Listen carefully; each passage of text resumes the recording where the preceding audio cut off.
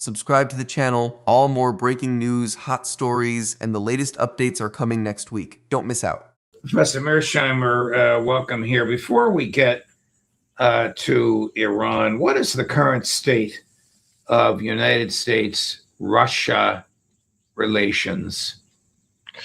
Well, I think that relations today are not good. If you go back into June to the G7 meeting that took place in France, President Trump made it quite clear that he was enthusiastic about the so-called progress the Ukrainians were making, and he encouraged the Ukrainians to keep up the long-range drone attacks on Russia.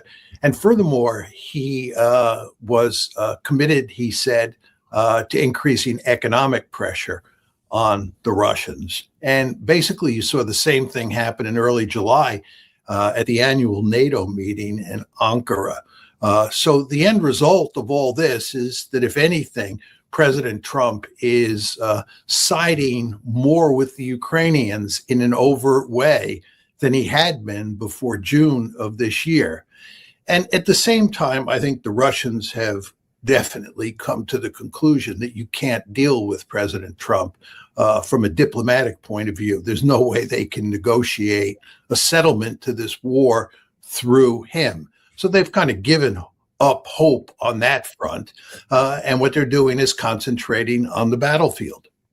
I spoke with a retired Russian major general yesterday who's now a member of the Duma, their legislature, who told me that essentially what you just did, the Russians can't trust Trump. Nothing came of Anchorage. They believe that the United States is a co-belligerent with Ukraine and much of NATO against them. And it's inconceivable that negotiators, not even serious negotiators, from a co-belligerent could serve as mediators in the special military operation between Russia and Ukraine. Hard to disagree with that. Right. I mean, I don't know what to say. The United States, I think Trump genuinely wanted to shut down the Ukraine war, but he was incapable of doing that. And what is the status now? I mean, does American industry even have the weaponry that Zelensky wants the Europeans to pay for and the U.S. to deliver to him? No, I think the most important weapon that is at play here is obviously the Patriot missiles. The Ukrainians effectively have no air defenses today. And as a result, the Russians are pounding Ukraine. It's really quite amazing what an intense and extensive air campaign they're presently waging against Ukraine, and Ukraine can do nothing to stop it. And it needs Patriot missiles, but Trump has no Patriot missiles to give them. So this is a huge problem. I think the thing that we give the Ukrainians that matters the most, and this has been pretty much true from the beginning, is intelligence. We give them excellent intelligence, and I believe we've helped them plan many of their operations employing that intelligence. And that's been a huge force multiplier for the Ukrainians. But in terms of weaponry, yes, we've given them lots of artillery tubes and artillery shells and so forth and so on. But you remember there have been all these promises of magic weapons along the way. If we just give them F-16s, if we just give them HIMARS and so forth and so on. Remember the M1 tank, give them the M1 tank. This will turn the tide. It will allow the Ukrainians to defeat the Iranians on the battlefield. None of that proved to be the case. The Russians figured out quite quickly how to negate all those weapons. So I don't think even when we were giving the Ukrainians weaponry, it mattered that much. And I think, by the way, if we gave them Patriots now, it would not matter very much. All you have to do is look at what's happening in the Gulf. Since February 28th, there were lots of Patriot missiles in the Gulf. And in the process, we burned through those Patriots. But at the same time, those Patriots were not very effective. The Iranians were allowed or were able to do huge amounts of damage with their ballistic missiles, cruise missiles, and drones, despite all those Patriots that were being fired at the Iranian incoming weapons. You made reference to U.S. intel doing an excellent job of helping the Ukrainians target sites in Russia. I would imagine that among those sites was President Putin's summer home last year. There's a lot of circumstantial evidence that points in that direction. And then there are two other cases that are very important in this regard. One was the August 2024 Ukrainian invasion of the Russian homeland. And then in 2025, the following year, the Ukrainians launched an attack on one leg of the Russians' nuclear triad, and that was the bomber leg of that triad. Those were the case that you mentioned, and the two that I just mentioned were three attacks that would have never happened in the Cold War. They're actually quite shocking to me. And I think the United States, if it wasn't involved in all three, certainly approved of all three. Is there any meaningful relationship between the two governments now, other than an occasional phone call between Sergei Lavrov and Marco Rubio? I mentioned to Ambassador Freeman the enormous size of the U.S. embassy in Moscow. For a house is 1,000 people, maybe more. It's empty. It's not clear that it would matter even if it was filled with people, because President Trump basically runs American foreign policy out of his back pocket. His approach to foreign policy reminds me a lot of that very famous saying by Louis XIV, who was a king in France back in the day. And his famous phrase was, "L'État, c'est moi," I am the state. And I think that's basically where we are with President Trump. He runs foreign policy pretty much by himself. There's no planning process of any consequence in the White House, and he's not going to rely on ambassadors or people who are staffing embassies. It's just not the way he operates, or the way the United States operates today. Yeah, I don't know if it was Louis XIV or Louis XV, I guess his son, who said, "Après moi le déluge," after me the deluge, predicting the French Revolution, which of course resulted in the execution of the 14th's grandson, Louis XVI. Okay, but I stray. Why does the U.S. keep losing wars? It's a very interesting question. I often reflect on that because, as you've heard me say many times, I came in to the American military during the Vietnam War, which was a catastrophic defeat for the United States. And I think that since then, we've had only one successful war, and that was the first Gulf War in 1991. And I think what distinguishes that war from almost all the other wars we've fought is that it was a war with limited aims. We simply went in for the purpose of throwing the Iraqi army out of Kuwait. Remember, we did not go into Iraq and engage in social engineering. We waited to do that until 2003, and we all know how that worked out. But in 1991, George H.W. Bush had the good sense to pursue a limited aim strategy, just get the Iraqis out of Kuwait. And furthermore, it was a conventional war. And if you take the U.S. military, which is at its best when it's fighting conventional wars, and you use it in pursuit of limited aims, you're highly likely to get a success. But almost all the other wars that we pursued involved regime change, social engineering on a large scale. And in many of those cases, we were able to win the actual battles. The military side often played to our advantage. If you look at Iraq, every time there was a battle between Saddam Hussein's forces and American forces, this isn't the 2003 war, we clearly won. And as many people like to say, we won every battle in Vietnam and we lost the war.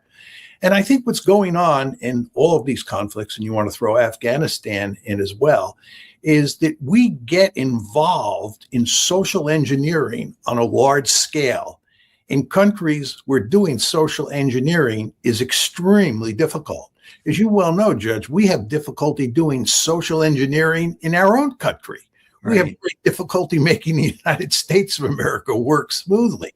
The idea that you can take a bunch of Americans and send them into a place like Vietnam or Afghanistan or Iraq, and that you can do social engineering and that you'll have a happy outcome is, in my opinion, delusional. Now, of course, if you look at the military balance between the United States and all of these countries that we're talking about, it's overwhelmingly in our favor. And this, of course, is why in one-on-one battles we will prevail.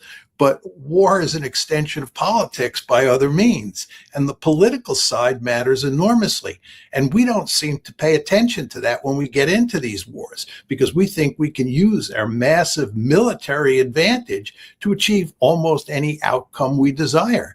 But sadly, from our point of view, the world doesn't work that way. I mean, what did we learn from the catastrophe, the standoff in Korea, the catastrophe in Vietnam, the disaster of Afghanistan? What the heck did we learn from these? Well, I think what I learned from the Vietnam War, which took place when I was very young, was stay out of places like Vietnam and don't get involved in social engineering. And this is why I was adamantly opposed to the Iraq War, both publicly and privately. And it's why I said, with regard to Afghanistan, that once we got in and overthrew the Taliban, we should have gotten out immediately and not stayed and gotten involved in social engineering. I think that you're invariably going to lose a war if it looks anything like Vietnam, Iraq, or Afghanistan. But we don't seem to have learned that lesson. I think one could argue, if you look at the Clinton administration in the 1990s, they were well aware of the lessons of Vietnam. Remember Somalia? President George H.W. Bush, right before he left office, put troops into Somalia. And then we began to do social engineering, and it blew up in our face. What did Bill Clinton do? He got out immediately because Bill Clinton remembered Vietnam. Bill Clinton understood that the last thing you wanted to go into was another war like Vietnam, to end up in a place like Somalia trying to do social engineering. And by the way, the year after Somalia, I think it was 1994, I think Somalia was 93, 1994 was the genocide in Rwanda. And the United States was remarkably reluctant to go in and shut down the genocide in Gaza, or to try and shut it down, because I think the Clinton administration was scared stiff that we would end up in Rwanda much the way we ended up in Vietnam. So I think throughout the 1990s, the United States is actually remarkably cautious about getting involved in social engineering. And just one more point on this, go back to 1991, to the Gulf War. Remember, I said that was the one successful war we have fought since we first went into Vietnam. And in that war, we were not doing social engineering. That's the point that I made to you before. We got involved in a good old-fashioned conventional war where we had an overwhelming advantage over the Iraqis. And the ground war, it actually lasted a mere 4 days, from February 24th to February 28th. 4 days, because we were so powerful. And then we did not go into Iraq. And again, after that, President Clinton got out of Somalia as soon as he smelled trouble, did not go into Rwanda. And it's not until after 9/11 that we begin to switch gears and go back in the other direction and get involved in Afghanistan first, then in Iraq. A headline in this morning's New York Times says that Donald Trump is bored and tired of the war in Iran and wishes it were out of the headlines, but the Iranians won't allow it. I mean, what options does he have remaining? Where are we in Iran today? It's a big question. And I think that he's not just bored. In fact, I don't think he's bored at all. I think he is deeply frustrated by his inability to shut down the Iran war. And I think that he worries greatly what it means for his political future and what it means for his reputation moving forward. What's happened here is that we had a memorandum of understanding, which we've talked about many times on the show, that was signed on June 17th. And the name of the game underneath the memorandum of understanding was to stop the fighting, to get a ceasefire, number one, and then number two, to open the strait. And then what we were going to do is we were going to negotiate over a whole slew of important issues, the nuclear issue being most prominent, but also things like sanctions, reparations, frozen assets, the question of who controlled the strait moving forward. Would the Iranians be allowed to exact tolls or fees? There were just all sorts of issues that were going to be negotiated once we got the ceasefire in place and once the strait was opened. But of course, the Trump administration, President Trump himself, foolishly walked away from the MOU. And the MOU has basically been relegated to the garbage can.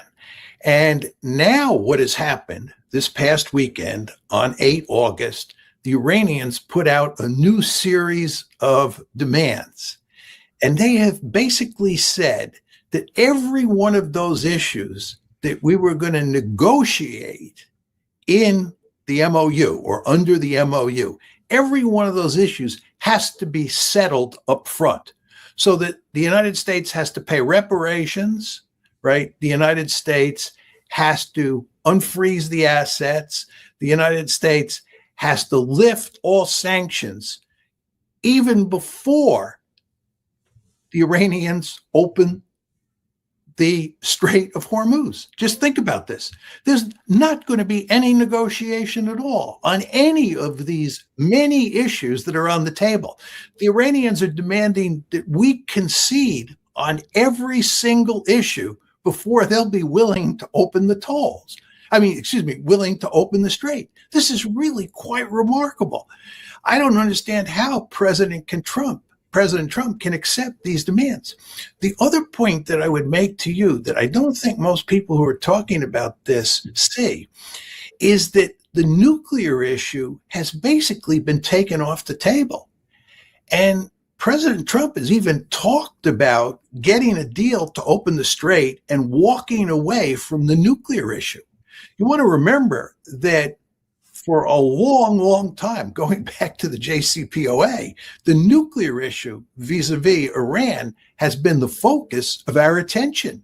If you look at the discourse now, if you look at the discourse surrounding the August 8th demands, the recent demands of the Iranian government, there's no discussion that I see of the nuclear issue. It's got pushed into the background. And you want to remember, we're now in a situation, given everything that's happened since February 28th, where you have real hardliners in charge in Iran. And the Iranians have a greater incentive than ever to acquire nuclear weapons. So we have a situation here where the nuclear issue has, in a very subtle way, been pushed aside in the various negotiations about what kind of deal will we reach to end this war. And at the same time, the incentives for Iran to get nuclear weapons are greater than ever.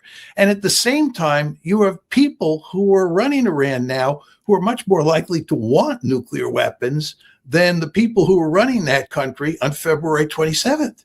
So it's really quite striking where we are.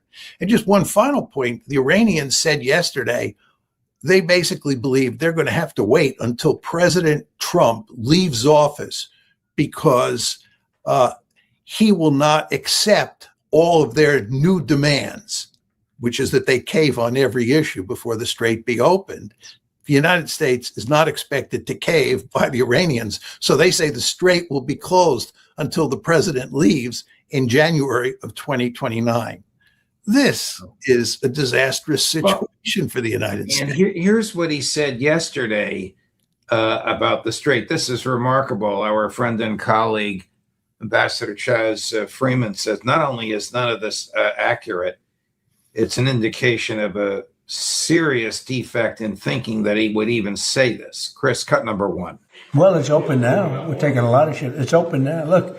The only one that has control of the Strait of Hormuz right now is the United States Navy.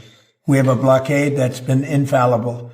It's a steel wall. And we let people in that we want to let in, and those people come in, and they've been coming in and they're going out.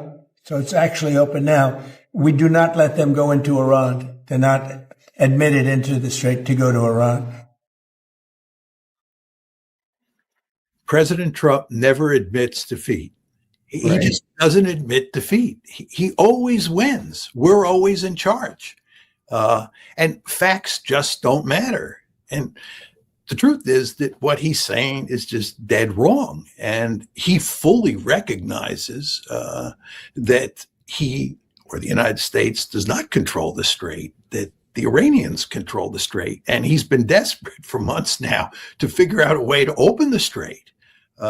And huge amounts of attention have been paid to that issue. He's talked about it. His people talk about it. The problem is, as I just said, they can't open the strait. And now the Iranians have put a series of demands on the Americans that have to be met before the strait will be opened.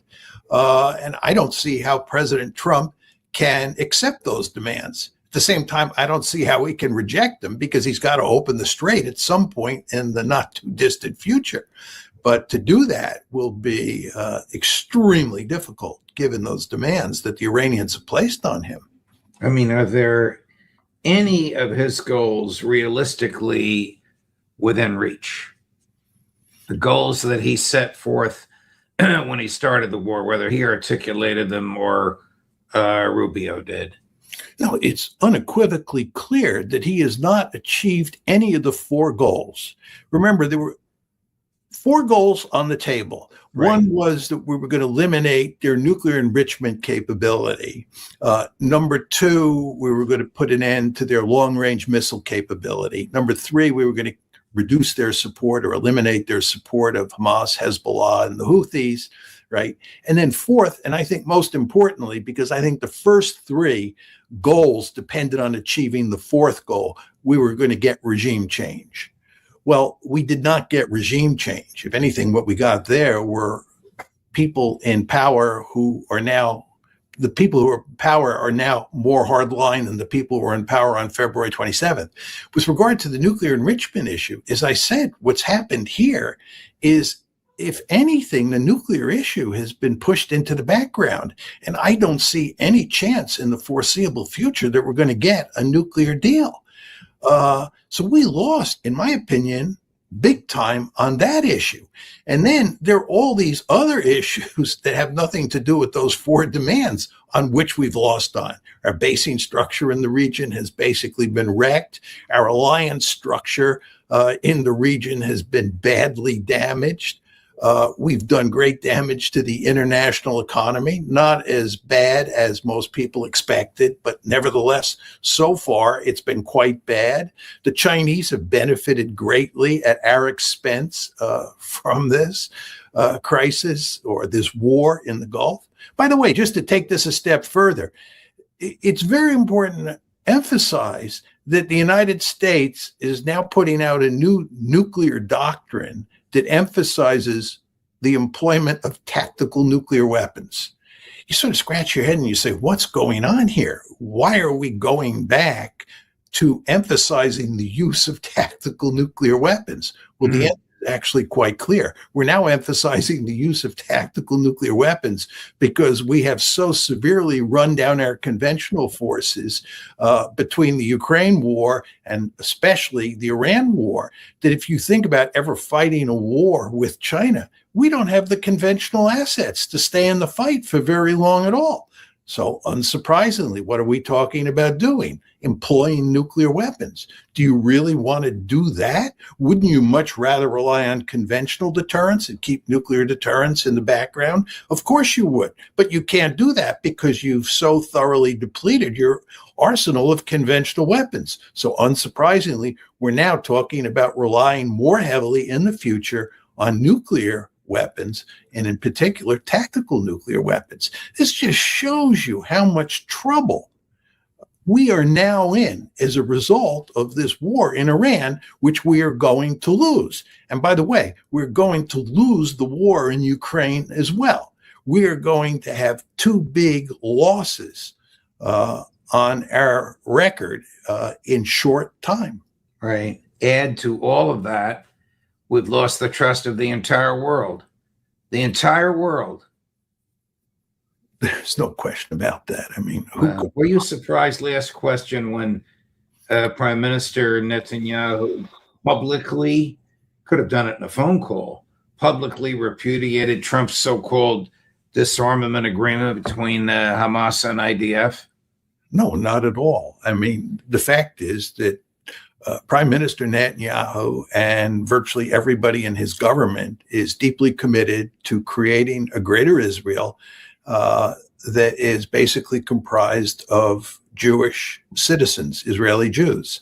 And the last thing they want is a greater Israel that's populated with large numbers of Palestinians. So what they have been doing in Gaza, as we've discussed many, many times on this show, is executing a genocide that is all designed to ethnically cleanse the Palestinians from Gaza, to drive them out of Gaza. And if you look at all the pogroms that they're launching on the West Bank, it's very clear that they're trying to ethnically cleanse the West Bank as well. So the idea that the Israelis would agree to a deal that called for them to leave Gaza and in effect turn Gaza back over to the Palestinians, it's just unthinkable from an Israeli point of view. Not going to happen. There was no way that Netanyahu would ever accept that deal.